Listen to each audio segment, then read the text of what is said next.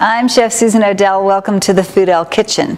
One of the few packaged foods that I like to have on hand all the time, either in my freezer or my refrigerator, are wonton wrappers.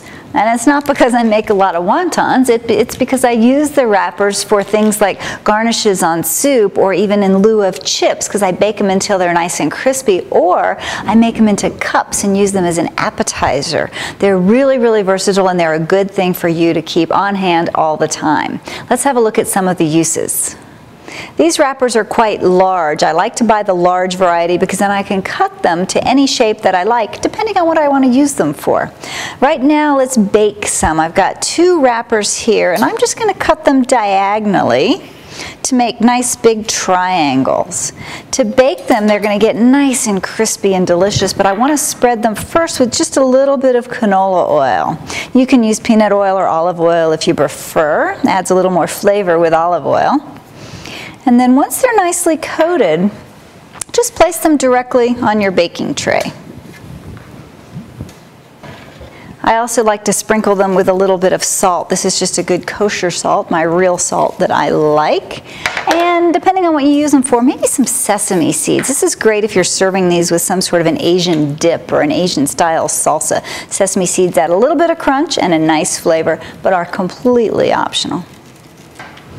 I've got a hot oven. It's 400 degrees, and I'm going to bake these for 3 to 5 minutes. You really want to keep an eye on them because they go from being raw to burned in no time. Let's see how long these take. My wonton wrappers have been baking for right around 5 minutes, and I turned the pan once during cooking to make sure that they brown evenly. And look at these. They get nice and bubbly and crispy and delicious, and I'm going to serve these with a pineapple salsa. It kind of is a chip, but they're just a more interesting variety. I love the crunch that these give off. They don't have a lot of flavor by themselves, so be sure to add a little bit of salt and maybe something like the sesame seeds. These are also great served with tuna tartare. Yum. Because of the neutral flavor of wonton wrappers, they make an excellent carrier food. You can use them for sweet or savory dishes. For this next application, I'm going to put them in my mini muffin cups and make little holders for an appetizer. I'm just going to cut the squares into smaller squares, 4 squares actually for each big square. And I've got a mini muffin pan right here. You want to always brush your wrapper with a little bit of oil first, and then just use your fingertips to gently push it inside the mini muffin pan.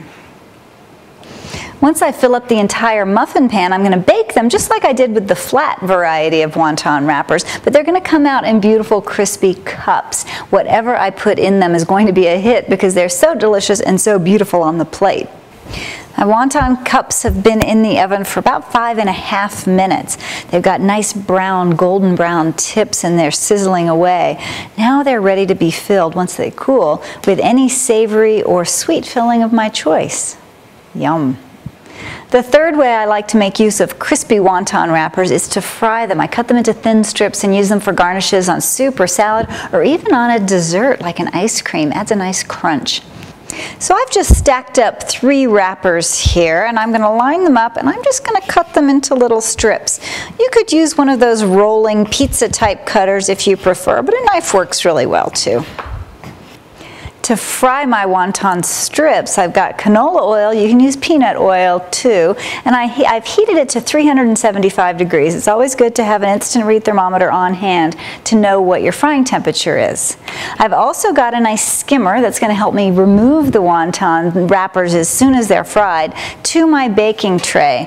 I've got a wire rack set on a baking tray so that the extra oil can drip through. If you put them on paper towels, sometimes it'll make them soggy, so just try the wire rack.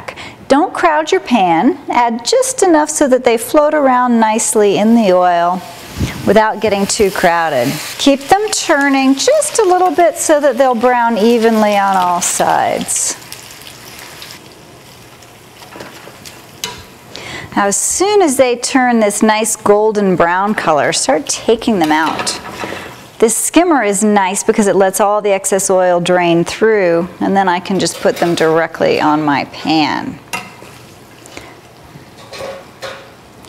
This process goes really quickly, so don't move away from your pan when you start to fry.